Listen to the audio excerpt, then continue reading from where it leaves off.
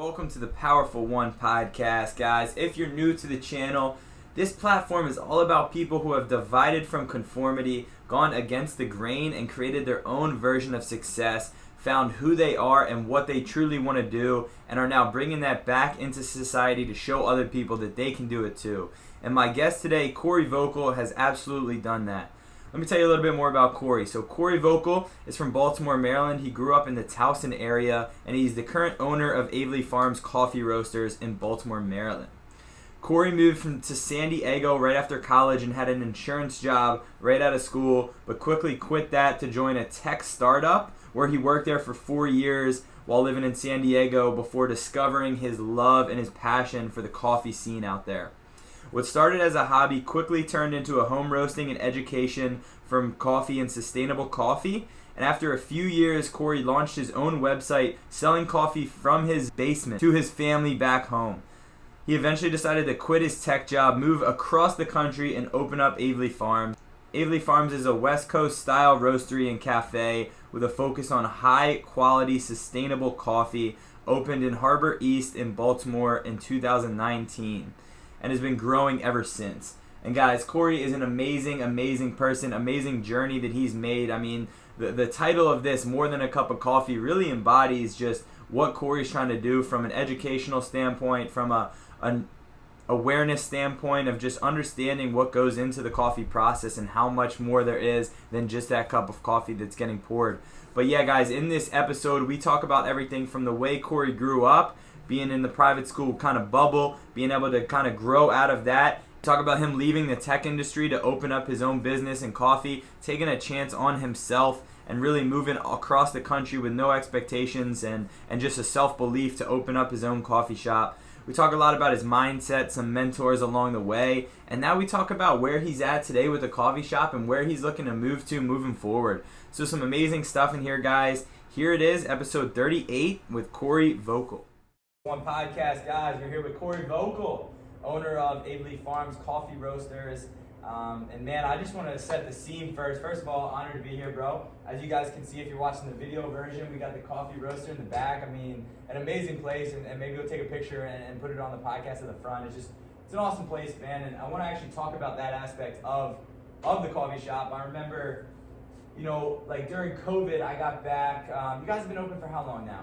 About 18 months. 18 months, yeah. So I remember I got back from Florida to Maryland during COVID when Maryland started opening back up, and I just remember, I've always been fascinated by going to different coffee shops and just seeing the vibe and the dynamic and really just trying them all, like not really ever sticking to one. And I remember when I came back, man, like it was very unique here because I found this coffee shop and it became like my coffee shop. I don't really go to any others anymore unless I like kind of have to, Yeah.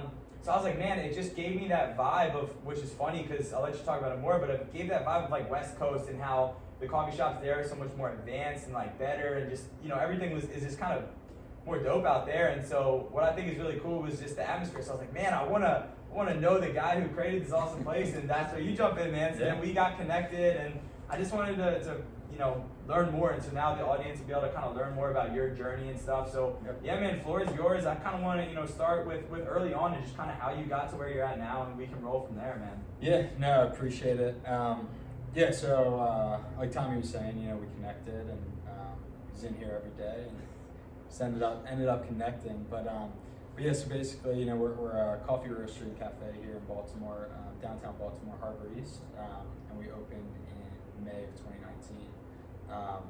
So I'm actually originally from Baltimore, Towson area, so Baltimore County, and grew up here, went to high school here, sort of my entire youth was in Baltimore, and then college ended up going down South Carolina, and ever since I was young, I always wanted to move to California.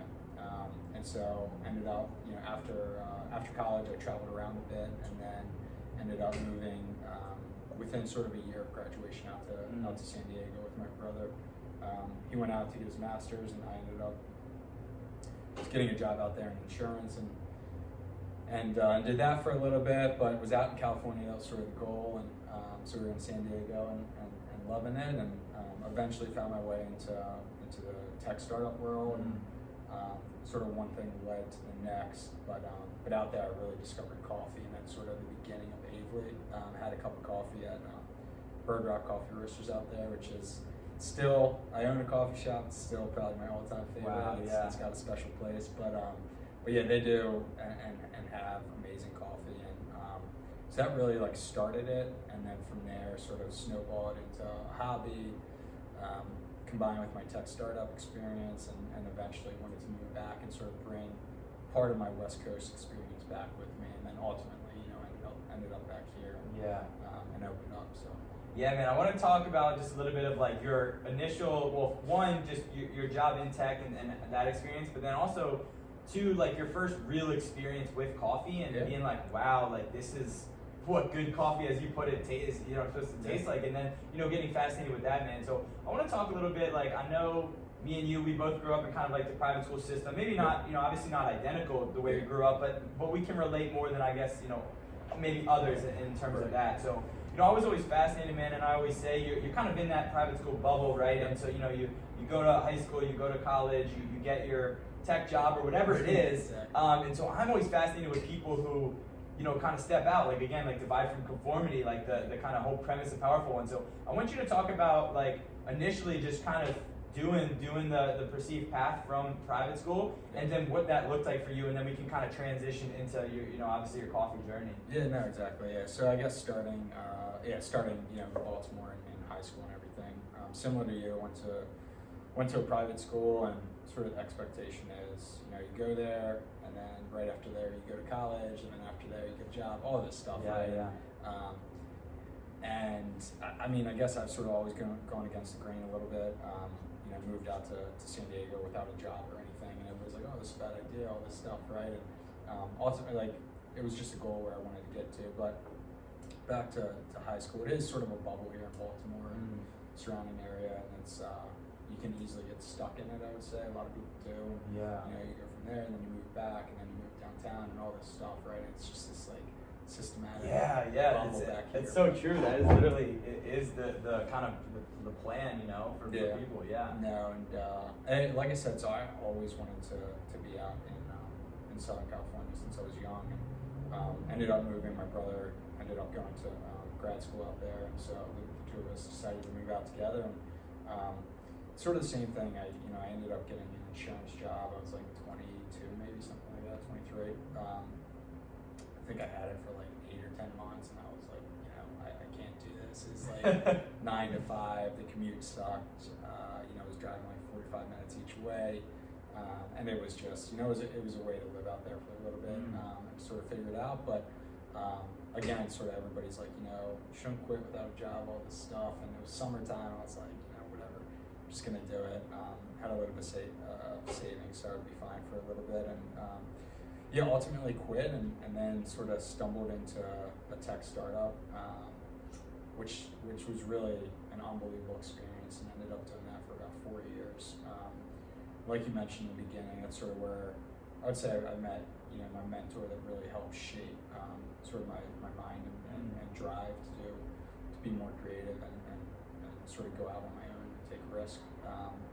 And then also during that time, sort of within that first year of being in San Diego, that's where I really discovered coffee, and like good actual craft coffee, as opposed to started drinking coffee probably in college just to sort of like stay awake, right, studying and stuff, and but I guess it became more of like a cultural experience and thing. Once I discovered good coffee out there, the coffee scene, just going having a nice cup, whether you're getting some work done, reading a book, or meeting friends, the social aspect. But yeah, that's sort of where the coffee experience started out there as well. Yeah, man, it is so interesting too. I mean, there's a lot of people who are always gonna try to keep you in that comfortable mindset. So you having this vision, you just knew you wanted to go out to California. I mean, that alone is really like just dividing and going and kind of taking a chance and working a job you maybe don't want to work, to be able to just be out in California, and then starting in like the tech industry, finding coffee, and now you're starting to, find your groove and really go against the grain. So talk a little bit more about the tech startup and your experience there, because I know it has a lot of parallels to the way you run a business and obviously view coffee now. Yeah. So talk a little bit more about, like you said, your mentor out with the tech startup, and then also just the tech company in general, if you don't mind. Yeah, so the tech startup, I ended up finding it on LinkedIn randomly, and so the company itself actually started in Dubai, and then they got funding from Silicon Valley. So part of that condition was that they moved over to the U.S. So Abdullah, he's the founder of the company, he's from UAE and Dubai, and he ended up coming over, sort of left his entire life, everything behind to sort of chase his dream in the tech company. And so that was like, that's eye-opening.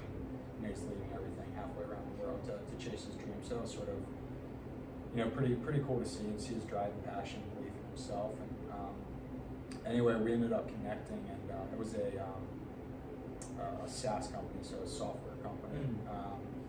Started as software for originally charter fishing boats, and then it became scuba diving centers, boat rentals, sort of any water activity. And I ended up being there about 4 years. I was the first employee in the U.S. that we had, and we had significant growth from the time I started to when I left. And sort of what I did there and how much the company grew, I felt at peace being able to leave that job, and really that job and Abdullah, just seeing his drive and passion, and really encouragement. When I told him or approached him and said, hey, I think I'm going to start my own thing. I mean, he was 100% on board, and I think that's just speaks to, it's sort of like the entrepreneurial spirit. You're not like going to bring people down. You're going to push them to do their passion. So yeah, a lot of credit to him, and I would say, when I was like 23, 24, sort of helped shape my mind to really just going after what you want and being passionate about it, and self-belief, even through like adversity. So yeah, man.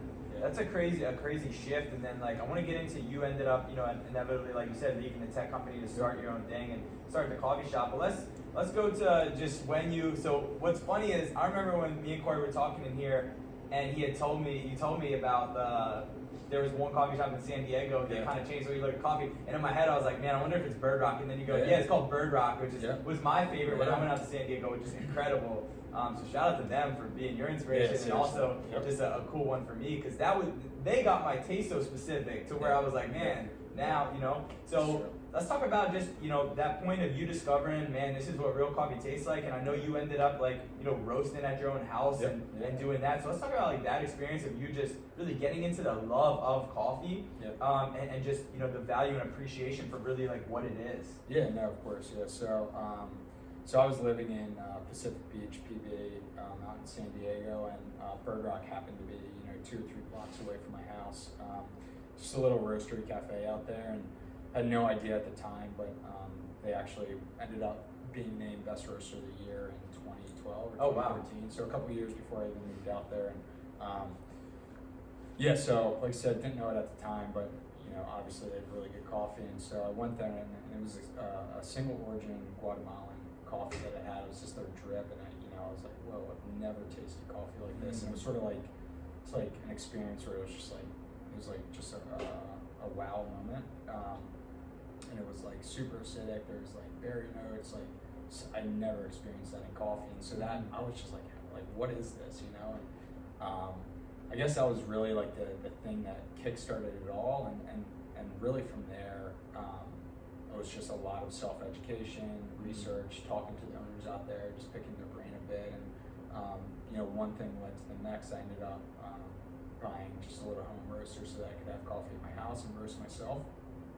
And then from there, it was led into about sustainable sourcing. So where I'm getting the coffee from, and really modeling Bird Rock's model, because I thought that they did it so well. And they were so coffee focused, which I really appreciated.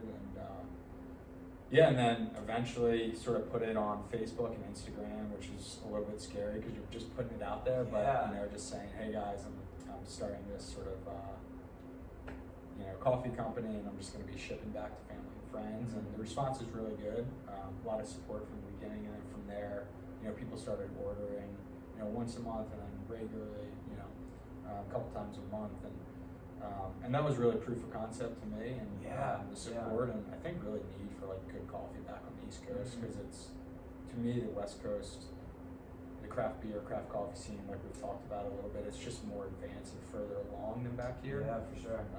Just from like, I feel like almost every neighborhood has a small little roaster that's like dedicated to that area. And then just, also cafes, coffee shops, just the quality's all around better. So yeah, that was really sort of the, I guess I really wanted to bring that back home to, to Baltimore, be able to bring some of the best coffees from around the world and bring them here to Baltimore.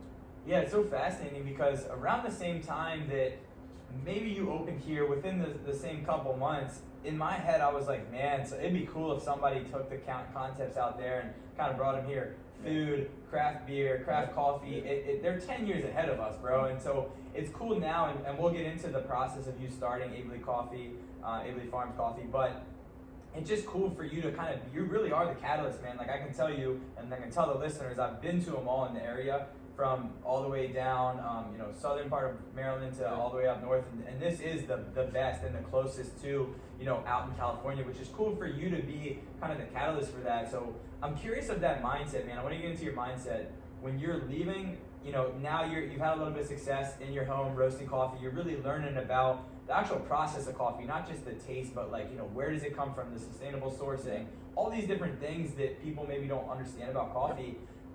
So I'm curious, man, of the mindset of man, this tech company's doing well, and just that shift for just realizing you wanted more and you wanted to do your own thing, man. I just need to know the mindset behind that and the self-belief and where that everything came from, man. If you can get into that, it's just powerful stuff. Yeah. So I think,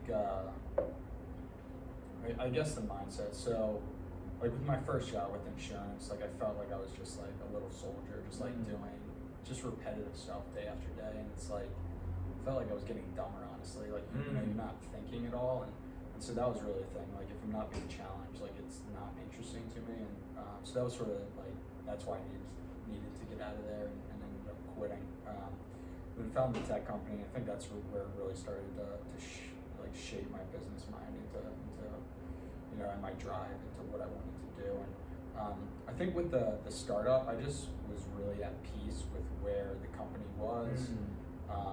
The team that we had in place, I felt comfortable stepping away, and that it could continue to operate with the people that we brought on that I had managed before, to sort of take over my role and aspects of that company, and just with the growth from when I started to where it was when I left, I just felt super comfortable and at peace with what I had done, and felt like I had contributed what I could. And then it was just sort of this feeling that became stronger and stronger over time. Is I really want to take high quality sustainable coffee and show it to because Baltimore's home, so bring it back here and have the Baltimore community experience that. It's because I think it is like you said, it's about 10 years behind, so I think it's just missing back here, and so aesthetically, everything I tried to bring design back with me, from you guys can see the roaster in the back. So we we have the roaster here, so it's an education aspect. Our green coffee is back here, to just the whole design and aesthetics. I really wanted to just try to bring some of California back with me. So. Yeah, on that note, I'm curious, was your mindset when you came here, did you know you would be successful? I mean, obviously success is a relative term, but and if so, man, where did that kind of notion come from, where you're I'm gonna go do this and it's gonna be successful, man? Yeah, so I mean, I think we've talked about this a little bit, but I think if you start a business, or your mindset's not I guess back to the startup real quick. So with the startup, in the early days, we ran out of money, we raised millions, and it was this roller coaster. Took pay cuts, got pay increases, all this stuff. So it was I felt that experience, I knew I was going to run into issues back here, whether it's build out or finance, whatever the issues were. But it really didn't deter me, because I've been we had zero money with our startup at one point, so it didn't really bother me. I knew there's going to be issues, and not to get too high or too low on how these things happen. So and really just staying true to your vision too. So I think that's a really good thing that I learned at my startup, and then was able to transfer it here. And you know, another thing is you're gonna have input from family, friends, customers, employees that are like, oh, why don't we do this, or well, maybe the design should be this, or do this for this coffee. And it's really like just like cutting out the noise, because there's gonna be a lot of it, and you really have to stay true to your vision. It's really hard, like it's tough to say no sometimes to like close friends and family or whoever it is, but it's, you know, I think that you really have to stay true to your vision, and whether it's, you know, our vision was to really focus on coffee, the roasting aspect, sustainability, you know, and so we don't even have a kitchen here, we're solely coffee, we work with local bakers, stuff like that, but I wanted to build a coffee brand, you know, really focus on the coffee itself, have that be the driving factor. And so, yeah, I mean, I would say that was sort of, you know, there is a lot of noise, but you have to sort of block some of it out. And yeah, again, so if, you know, if you're planning on trying to start a business or do your own thing, I don't think that you can go in with the fact, like a mindset of like, oh, it's not going to be successful. Like, you know, you're going to set up for failure at that point. And like, not to say there's no doubts, because they do, you know, like there are times where you're like, shoot, like, you know, am I doing the right thing here? Or, is this the right decision? And it's one thing I love is like, I bet on myself, and like the decisions that I've made to this point, it's like, you know, I don't have partners or anything. It's, you know, it's decisions like that I make, you know, either make the business successful or not, and I like that.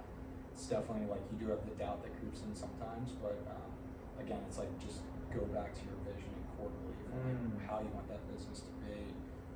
You know, in my case, it's coffee. You know, but it doesn't have to be coffee. It can be whatever your passion is. But yeah, I think just really staying true to your vision and self-belief is huge. Man, there's so much awesome stuff you just said right there. I think, like you said, man, that's the biggest thing. Is like, you know, trying to block out the noise, because obviously you have these people who care about you, but they don't see what you see, man. Like vision and sight are very different, man. Vision is the unseeable with the eyes. Vision is you know, what you see as possible. It's not something like tangible or you can see with your eyes, whereas sight is. And so I think that's what's hard, man. You got these people who, you know, they're looking out for you and whatnot, and they're trying their best, but like ultimately you got the belief and the vision, man, and nothing can really trump that. So I think you're right, man. Staying true to that is such a powerful thing.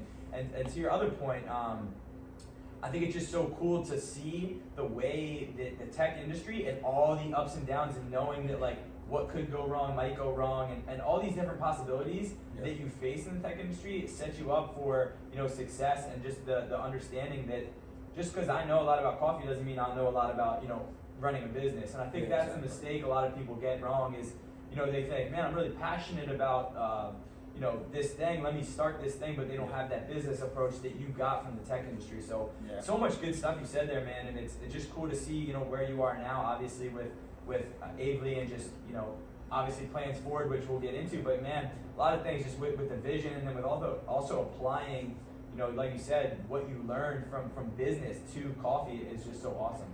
Yeah, no, I think another sort of interesting, or I guess my perspective is, so like I'm from Maryland, originally Baltimore, but like my coffee experience is from California. So even though like I'm from here and everything, I almost feel like a transplant, just because it's like my entire coffee experience is really from California. So I sort of brought that back, you know, to Baltimore. And then the other thing is, you know, like I wasn't in coffee, I wasn't a barista, I wasn't any of that, you know, roast or anything like that before. So I think just having like an outside perspective is just like a different vision than whether you're a barista that becomes a roaster and then ultimately opens a business or something, you know. It's just a little bit of a different perspective, I feel like, and I almost, you know, view it, you know, I know we're a coffee roaster and cafe, but almost like from a tech business perspective, as opposed to like, you know, like a barista or coffee. Yeah, man, I think that served you so well, and I think that, you know, I mean, I don't know the exact stat, but it's something like 80% of small businesses fail, but it's because they don't have that business understanding like you had. So it's just cool to see you implement that, man, and like you said, I like that transplant idea. So, you know, as far as where you're at now, man, what's been like the biggest challenge you've had to overcome that maybe you didn't see coming? Because I know a lot of people, you know, you don't expect for a pandemic to happen and you know, wipe out. So what's been the hardest thing, and maybe it has been the pandemic, but what's been like the hardest thing to overcome and that you have overcame, just, you know, owning your own business and the coffee shop? Yeah, no, so Yeah, this past year has been, obviously very interesting to say the least. I think fortunate in like technically we're a restaurant, but coffee's inherently a to-go model. So I think that's been, across the board. I would assume coffee's done much better than the restaurant industry. Honestly, just trying to stay positive during this whole thing. Like, in the beginning, it was dealing with the city with permits, which is really frustrating.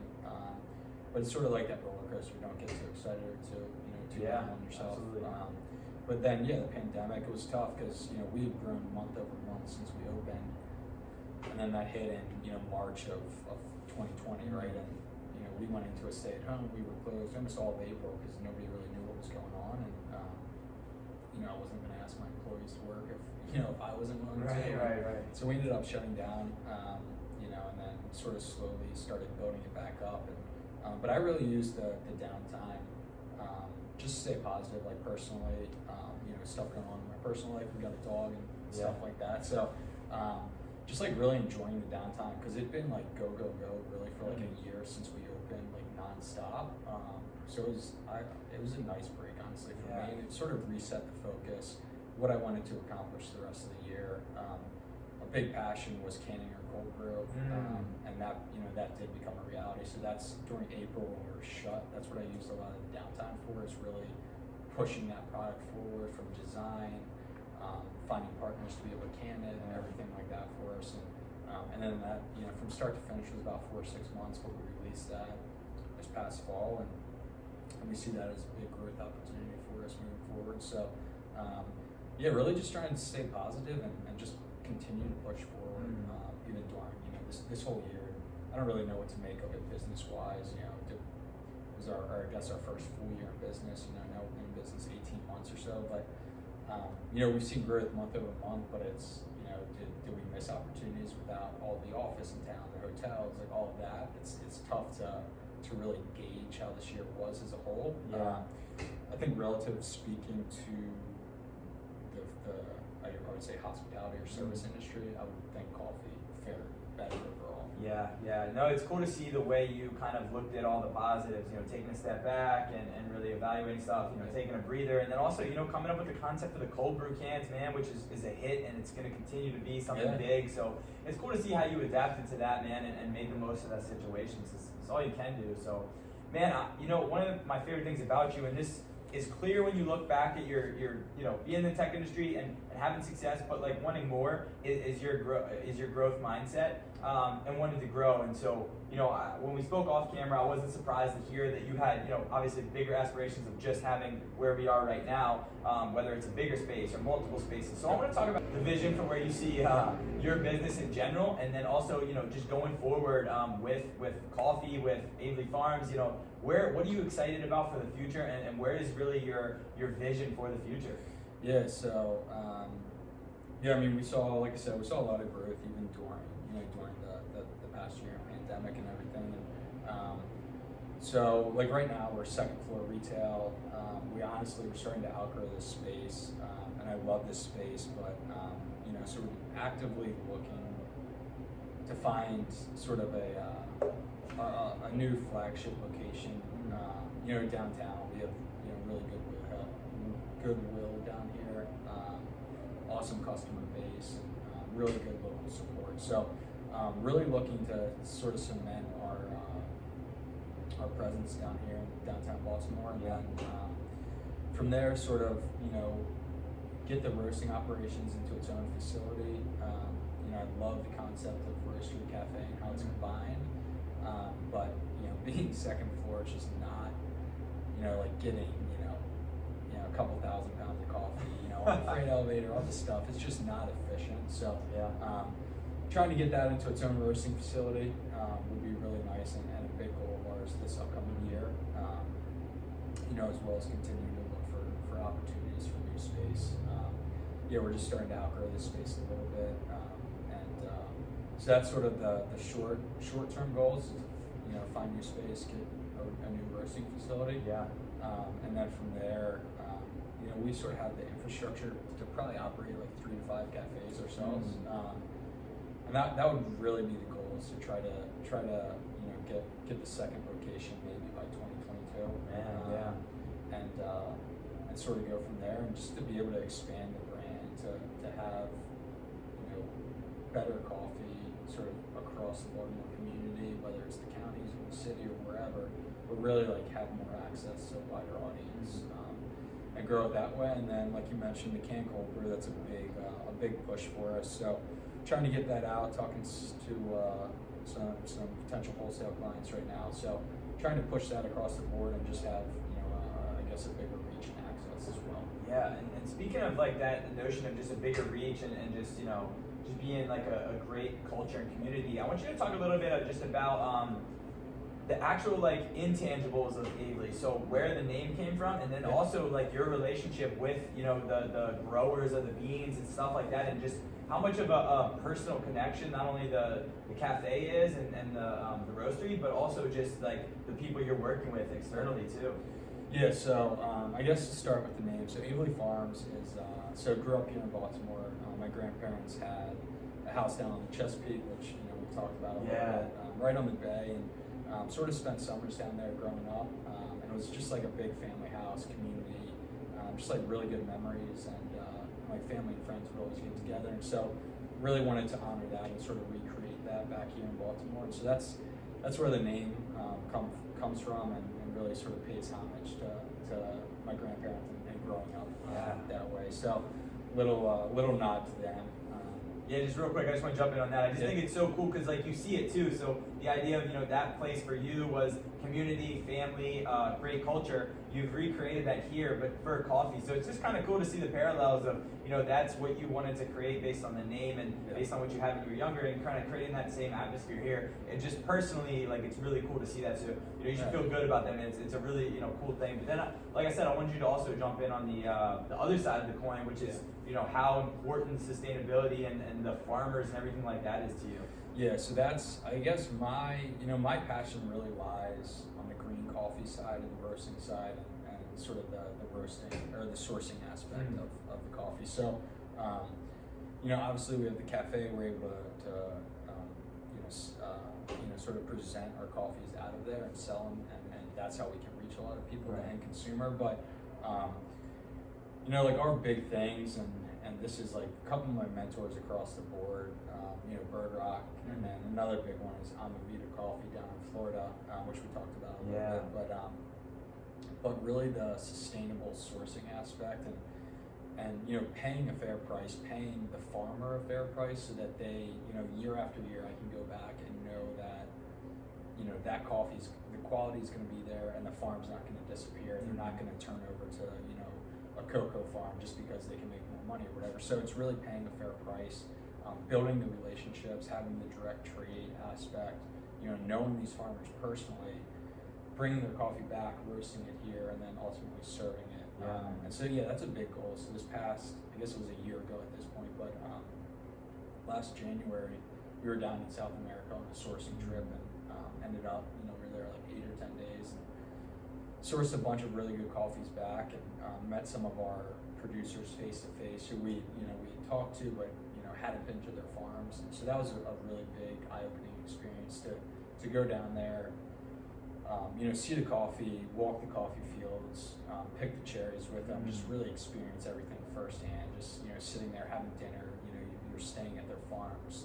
Some are inaccessible by cars, so you're riding horses or walking or all this stuff. So really, just like living that experience and really being able to bring that coffee back is huge. And that's sort of the whole sourcing and sustainability aspect, and that's really where my passion continues to lie, even within the whole cafe and the business aspect. I like as we grow and stuff, like I always want to be involved with the relationship and sourcing and roasting aspect. Yeah, man, it's so cool to see just how hands-on you are with the whole process, and I'm sure it gives you more of an appreciation for what goes into it, and then also being able to educate people into man, this is so much bigger than just a cup of coffee you're pouring, and there's so much behind it. I know you're big on that education piece as well. Yeah, and so that's the thing, like behind us we have a bunch of our green coffee, but like some people, they're like, oh, is this your coffee? And they don't even know coffee's green, and it's like no fault of of their own, but it's just the education aspect, and that's a huge thing, is even if it's, taking somebody from, just doing K-Cups every weekend to maybe they see us doing pour-overs here or French press or whatever. And so they go out, buy a French press or pour-over and start doing that on weekends at home. And it's not, it's not amazing, but it's a step towards, their coffee education and them sort of moving forward. And I really think that's where it starts. And, pre-pandemic, we would do, public cuppings so we could teach people about our coffees, what we're looking for, why we're sourcing certain coffees, whether it's, for our drip coffees here, pour-over bar or espresso, cold brew, whatever it is. That was really fun. Obviously, we can't do that right now. Hopefully, in the next, couple months or year, we'll be able to get that back going again. But yeah, for the time being, it's it's sort of off limits.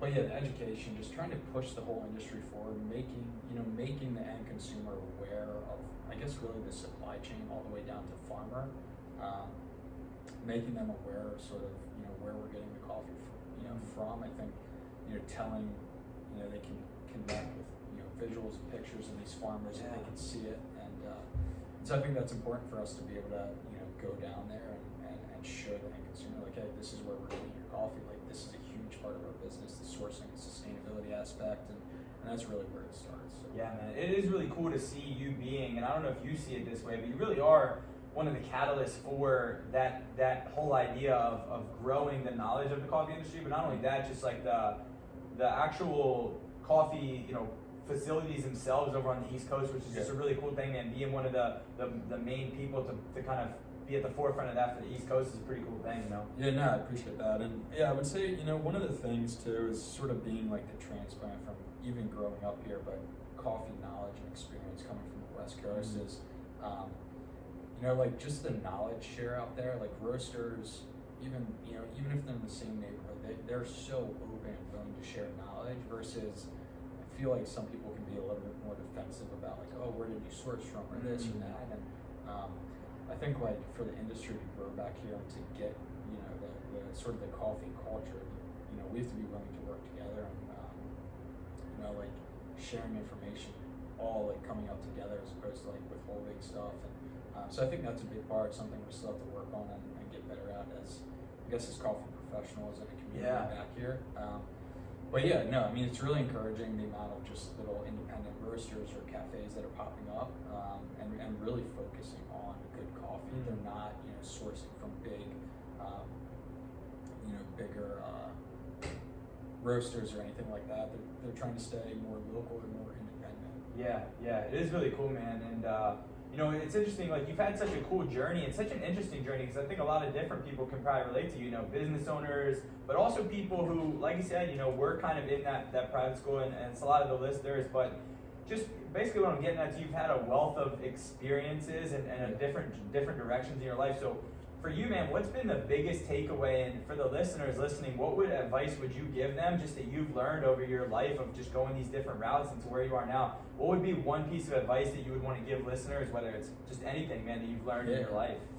I mean, I think it's tough. I think, one of the big things, I don't think people are willing to just take the risk. They're content. And then, there's nothing wrong with that. Like, I knew I never wanted to work for anybody else, pretty much. Like, I just don't take direction well. So it was like, I'm either going to be self-employed or unemployed type thing. Right? So, but I think really just taking the risk, putting yourself out there, it's definitely, you're opening yourself up. It's scary. But like having the self-belief and just like staying true to your vision, I think is huge. And like just being like, just really, again, like the self-belief and taking the risk, betting on yourself, I think is massive. Most people don't do it. So I think that's, like you have to be willing to do that to really like, become successful. Yeah, man. So. Yeah, and it goes to the premise of the podcast, man. You kind of have to divide from comfort and conformity if you want to take that step. And, it can pay off, but you got to be, like you said, willing to have that self-belief and go, 100% into your vision. So you've truly done that, man. Where can people find you if they want to check out you personally, the coffee? Obviously there's big moves coming in 2021. So where can people stay locked in, man? Yeah, so you can follow us on social media, Instagram, at Aveley Farms Coffee, Facebook as well, and then if you are in Baltimore or the surrounding area, we're at 1400 Alexander Street, right in the Harbor East community, and we are on the second floor, so it's a little tricky. But yeah, take those creepy steps upstairs and turn the corner, and you'll find us upstairs. The Roastery Cafe. And, yeah, but stay tuned on on our social media channels, and yeah. Awesome, yeah, man. And they just hit, as we're recording this, we were talking right before, but you guys just hit 3,000 on Instagram. So, I mean, not only are you growing your presence, you're growing just the educational, everything, man. So, it's awesome, brother. Well, I appreciate you being here, man. Anything else before we rock out? No, I think that's it, man. And I just want to mention real quick, too, we're doing, if you guys do have the opportunity, we are doing coffee drops for local hospitals, and we've had tremendous support, but we're typically doing 3 or 4 a week just to local nurses and doctors and units, COVID units specifically, that just need the morale right now, because it's still, I know you don't hear about it on the news all the time, but it still is bad. So yeah, we're doing that. So if you guys do want to support that, that link's in our bio, and 100% goes towards this coffee drop effort, sort of supplying local frontline workers with sort of quality coffee, pastries, just to get them through the one shift and let them know people are still thinking about them. Yeah, man, it's incredible. I'm glad you mentioned that, and it's a testament to what you're building here, man. It's just more of that culture, more of that community, and it's more than a cup of coffee, man. And I think that's like a good kind of undertone of this whole thing is, man, it's like this place is more than a cup of coffee. It's more than there's just such a deeper rooted element to this, man. And so that's a testament to you. So yeah, guys, check out Aveley Farms. Donate to the coffee drop and all that good stuff. Check out Corey. But yeah, brother, appreciate you being on here, man. Of course, man. Yeah. Awesome. Thank you, guys. We're out. Thank you guys so much for making it to the end.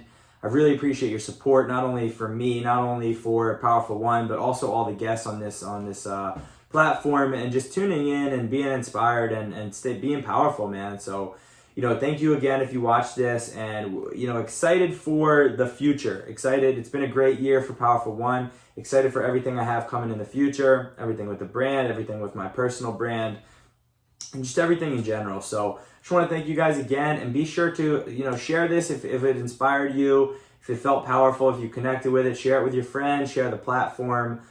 Please go, if you don't mind, go subscribe on YouTube, go write a review on iTunes. All that stuff really means a lot. Thank you guys again, and be sure to stay tuned, because every week we are coming out with a new podcast episode. Stay locked into the page, guys. Thank you. Stay powerful.